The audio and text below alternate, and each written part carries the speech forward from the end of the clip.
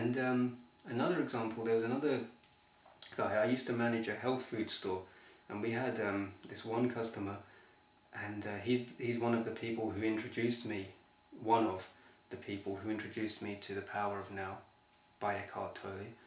And he was just like the most nondescript man in the world. Like, he's not anything. He's average height, average build, average looks, average clothes. He wouldn't wear bright colours. There was no mala, no beads, no nothing. Just a normal guy. But when you meet him, there was like, whoa, some kind of, you could feel something, some resonance, you know. And when he spoke, you just listen like this, like, and it's not because he's like really entertaining. He hasn't got a particularly strong personality at all, but he's just very real, a human being.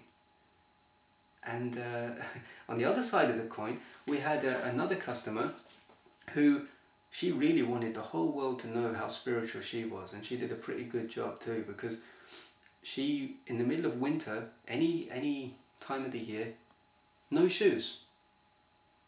And she would wear the most dishevelled, unwashed clothes, and it's quite obvious that she didn't wash. And so what she's trying to tell people, it would seem, is, oh, I'm totally non-materialistic. Look at me, everybody, look at how damn spiritual I am.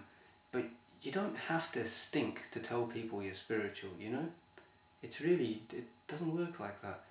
And the ironic thing is, when she'd pay for her stuff, she'd pull out a huge wad of cash. So God knows, you know, where that come from. And she wasn't a particularly nice person. You know, she'd come to the shop and you'd say, oh shit, oh, not her. That doesn't sound like a spiritual kind of being to me, you know. That doesn't, I don't think that's supposed to happen. If you are repelled by somebody in any way, then it's only their ego, and which they will have too much of. When there's less ego, you're attracted, you know, because it resonates on your level of being. And there's another example. The Buddhism that I have been practicing for the past few years, we have regular meetings, and anybody can come, and it's a very secular kind of Buddhism. I won't bother naming it, but we don't have any particular kind of greeting for each other, and we don't have any secret handshake or anything like that. And yet we had this one lady who used to come to the meetings, and she was one of these kind of people. She did yoga, and she was a psychic, and she was clairvoyant, and you know, she probably levitates as well, and you know, all that kind of stuff. And when she found out that I do yoga, and that my dad is from Bangladesh, which to her is like India, and she's been to India, you know, she has a whole thing that, oh, I've been to India, and when she found that out about me, she thought I was like one of these too. And so every time after that, when she saw me, even though in our Buddhism, as a person I don't have any special greeting for people, she'd come up to me and go, Namaste, like this.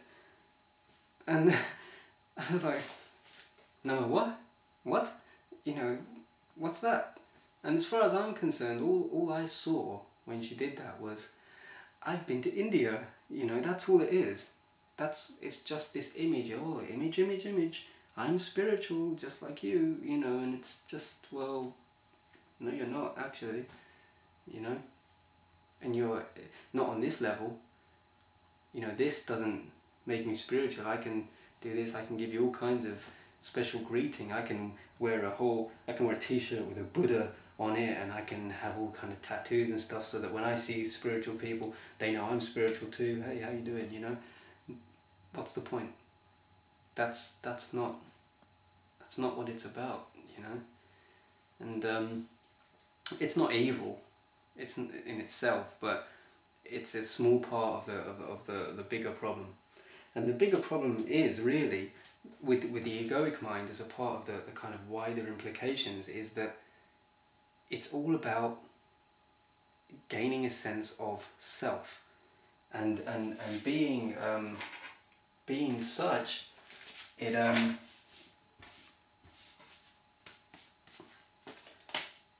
being, because it's all about self, it is inherently, and always will be, and makes us completely selfish, you know? Totally selfish, in the sense that we will, as a species, we take more than we put back. And it's like, it's so obvious, but people don't see it. You know, like with the economic crisis, the credit crunch, and oh my god, everything's happening, and nobody's they get all these special analysts and data analysts to find out exactly how it happened. Oh well, we give credit too much to these guys, and da da da da da. Nobody's ever once thought that it might just be because of our materialistic nature.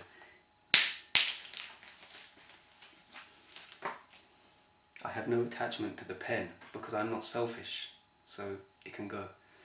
But the point is, no one's ever just thought that, oh well, it's because we have too much stuff. People think that the things that they own just come from nowhere. And we're all guilty of it, me included. I mean, if you look around the room you're in now, even look at your laptop or computer that you're watching this on or whatever,